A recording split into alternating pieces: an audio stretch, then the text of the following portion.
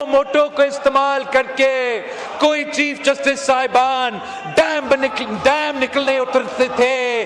अब इस आईनी तरमीम के बाद कोई सुओ मोटो नहीं होगा।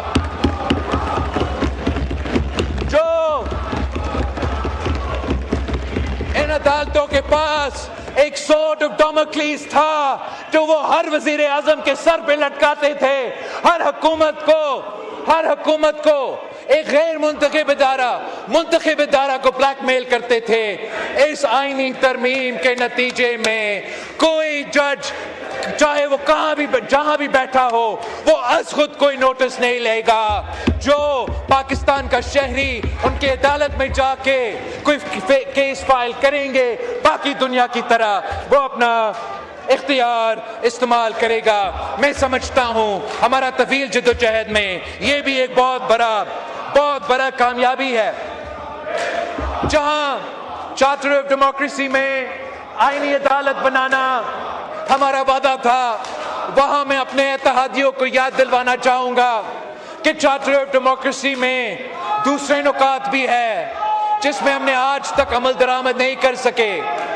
मैं समझता हूं कि अगर पाकिस्तान ने सही सिमत पे चलना है, अगर हमने इन बहरानों से निकलना है, अगर हमने मुआशी बहरान का मुकाबला करना है, अगर हमने अंदरूनी दहशतगर्दी का मुकाबला करना है, अगर हमने बैरूनी ताकतों का मुकाबला करना है, तो हमने चार्टर ऑफ डेमोक्रेसी के बाकी जो शिक रहते हैं उन पे मुकम्मल तौर पे अमल दरामद करना पड़ेगा। हमें ट्रूथ एंड रेकन्सिलिएशन की तरफ बढ़ना पड़ेगा। हमें ये मानना पड़ेगा कि ये पाकिस्तान उतना मेरे पाकिस्तान है जितना ये शहबाज शरीफ का पाकिस्तान है, जितना ये मखदूम साहब अचकजाई का पाकिस्तान है, जितना ये इमरान खान का पाकिस्तान है।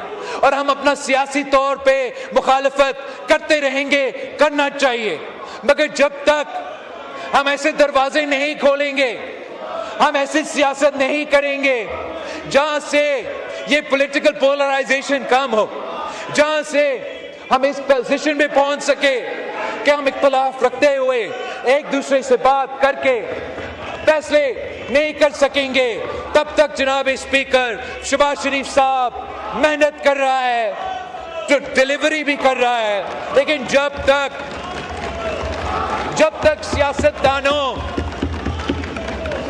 सियासतदान अपनी किस्मत अपने हाथ में नहीं लेते, जब तक सियासतदान खुद इस हाउस को और एक दूसरे को वो एहतराम और इज्जत नहीं देंगे, तब तक जनाब स्पीकर ना ये हाउस वैसे चलेगा, ना ये मुल्क वैसे चलेगा जैसे चलना चाहिए। मैं ऑपोजिशन को बाकायदा दावत देता हूं कि आप अपना एहतजाज करो, सो बिस्मिल्लाह, मगर सियासी मैदान ना छोड़े, पार्लियामान का मैदान ना छोड़े, और सियासी जमातों के दरमियान जो राब्ता है वो ना सिर्फ शुरू होना चाहिए, उसमें तसलसल चलना चाहिए, ताकि हम इस डेडलॉक से अपने आप को निकाल सके। जनाब स्पीकर, इस आईनी तरमीम का जो इनिशियल ड्राफ्ट हमारे साथ पेश किया गया, उसमें हुकूमत ने ये तजवीज़ दिया कि एनएफसी में जो प्रोटेक्शन दिया गया है, सूबाई हुकूमतों को वो प्रोटेक्शन ख़त्म किया जाए। जनाब स्पीकर, पाकिस्तान पीपल्स पार्टी ने इस तजवीज़ को, इस तरमीम को रद्द किया है, रिजेक्ट किया है, और मैं आपको बता सकता हूँ कि जब तक मैं इस पार्टी का क़यादत संभाल रहा हूँ तो जो सूबे के हुकूक को आपने इनको दिया है, आपने इनको आईनी तहफ़्फ़ुज़ भी दिलवाया है, आप मुझसे वो उम्मीद ना रखें कि मैं इनका ये आपके साथ इस काम में दे सकूँगा कि इनका आईनी तहफ़्फ़ुज़ वापस लिया जाए।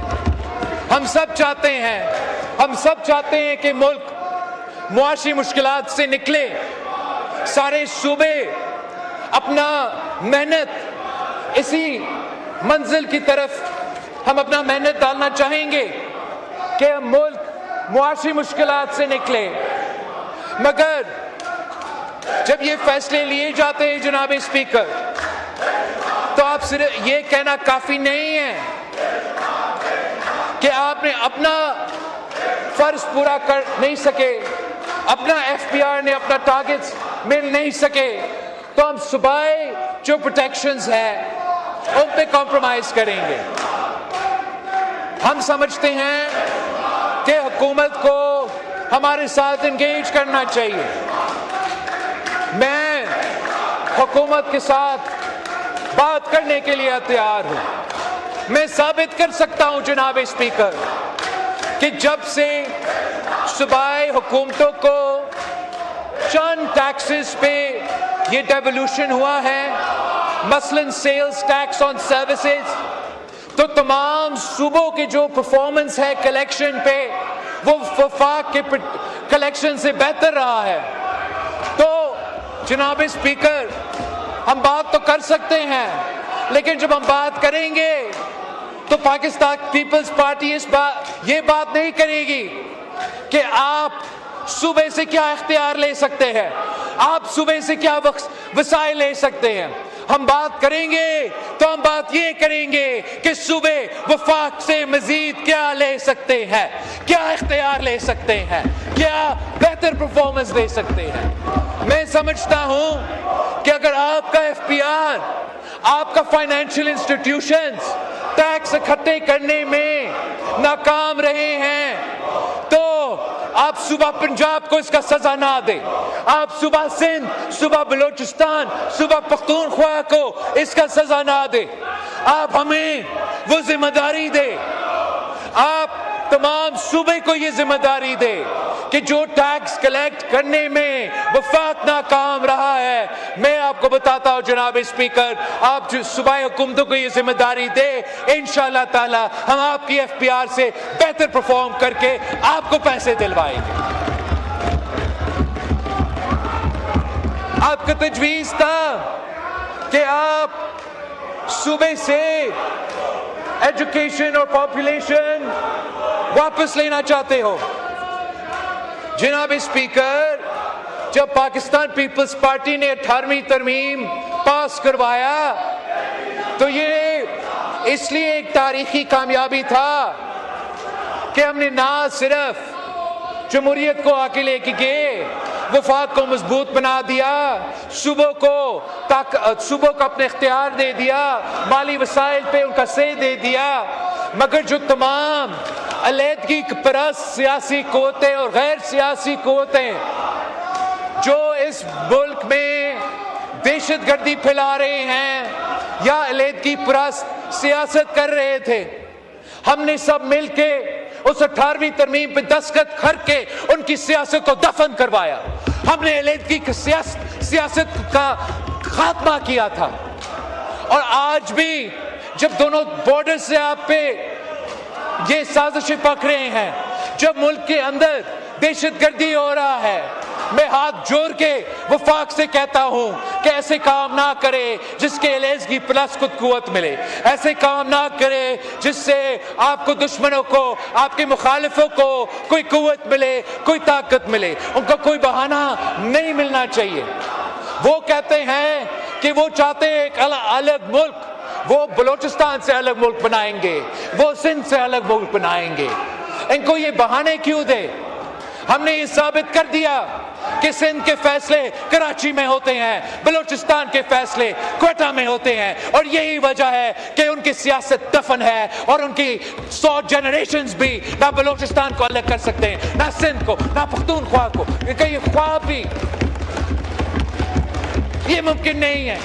लेकिन अगर हमसे कोई ऐसा गलती हुआ जिससे ये इल्जाम लग सकेगा, अगर हमसे कोई गलती हुआ और वो ये इल्जाम लगा सके कि बलोचिस्तान के फैसले क्वेटा में नहीं इस्लामाबाद में हो रहे हैं, या किसी और के फैसले उन सूबाई कैपिटल्स में नहीं मगर इस्लामाबाद में हो रहे हैं, उनकी मर्जी के बगैर हो रहे हैं, तो इस गलती की वजह से उन कुव्वतों को, मुल्क दुश्मन कुव्वतों को, अलहदगी परस्त कुव्वतों को कुव्वत मिलेगा, जमहूरी कुव्वतों को, हम जैसे वफाक परस्त सियासतदानों को उसका नुकसान होगा। और यही वजह है कि पाकिस्तान पीपल्स पार्टी डेवोल्यूशन को रिवर्स करने के लिए तैयार नहीं है और NFC अवार्ड के तहफ़्फ़ुज़ को ख़त्म करने के लिए तैयार नहीं है। जनाब स्पीकर, आपके इस लेजिस्लेशन में जो जुडिशल कंपोनेंट था, आपने ये तजवीज़ दिया था कि जजेस को उनके इजाज़त के बगैर ट्रांसफ़र का इख्तियार हो। उस पे मेरा जमात ने एक ऐसा ज़्यादा मुनासिब रास्ता ढूंढा है जनाब स्पीकर, जहां जुडिशल कमीशन ऑफ पाकिस्तान जजेस ट्रांसफर्स के बारे में ये फैसले लेंगे। उस जुडिशल कमीशन में मेरा पार्टी ने ये तजवीज़ दी और मैं अप्रिशिएट करता हूँ हुकूमत को, उन्होंने ये माना कि incoming and outgoing chief justice भी वोट देंगे और वो जुडिशल कमीशन उस जज साहब को बुलाकर उनका राय भी ले सकते हैं। और इस सूरत में मेरा जमात इन कंडीशंस पे ये तरमीम मानने को तैयार है। एक ये भी तजवीज़ था जनाब स्पीकर कि जो जज साहिबान रेकमेंड किए जाते हैं किसी ओहदा के लिए, अगर कोई उनमें से सुपरसीड हो तो वो ऑटोमेटिकली रिटायर होंगे। मेरा सियासी जमात के लिए ये हम इस शर्त के साथ नहीं दे सकते थे और मैं हुकूमत का शुक्रगुजार हूँ कि किसी जज का अब फोर्स्ड रिटायरमेंट नहीं होगा। जनाब स्पीकर, जहाँ तक लोकल बॉडीज़ की बात है, मैं अपने दोस्तों का अप्रिशिएट करता हूँ कि वो लोकल बॉडीज़ को मज़ीद ताकत देना चाहते हैं।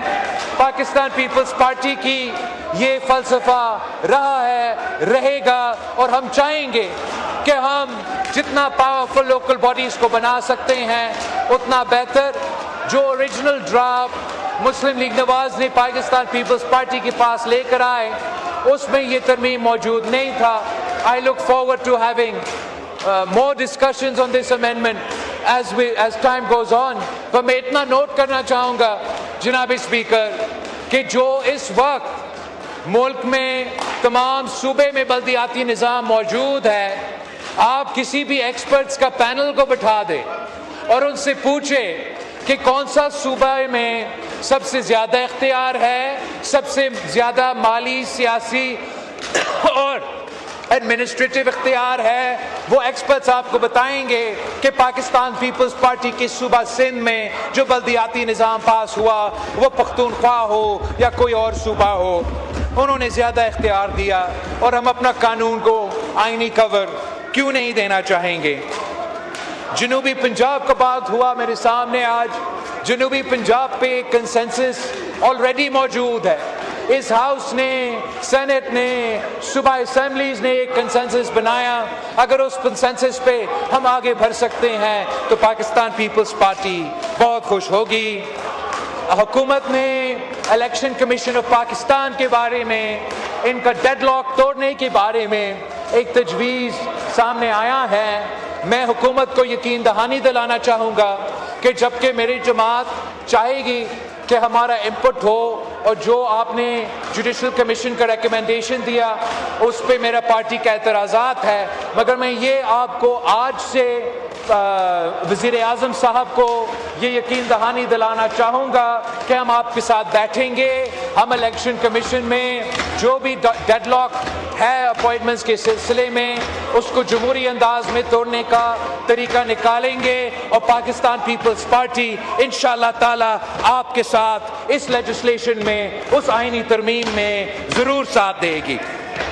आखिर जनाब स्पीकर, मैं हुकूमत से रिक्वेस्ट करना चाहूँगा कि ये हाउस, ये सियासी जमातें आपकी ताकत है।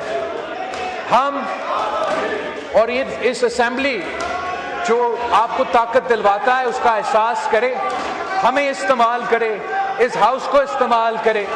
जो लेजिस्लेशन इन कमिटीज़ के थ्रू गुजर के, इन सियासी जमातों के इनपुट लेके आपके पास आएगा वो आपके लिए बेहतर होगा, मुल्क के लिए बेहतर होगा। जो आईनी तरमीम इस प्रोसेस के थ्रू आएगा उस तरमीम को कुव्वत मिलेगा, आपको वो कुव्वत मिलेगा। और मैं रिक्वेस्ट करूँगा कि आगे जाके ना कोई आईनी तरमीम, ना कोई लेजिस्लेशन सरप्राइज के तौर पे सामने आना चाहिए।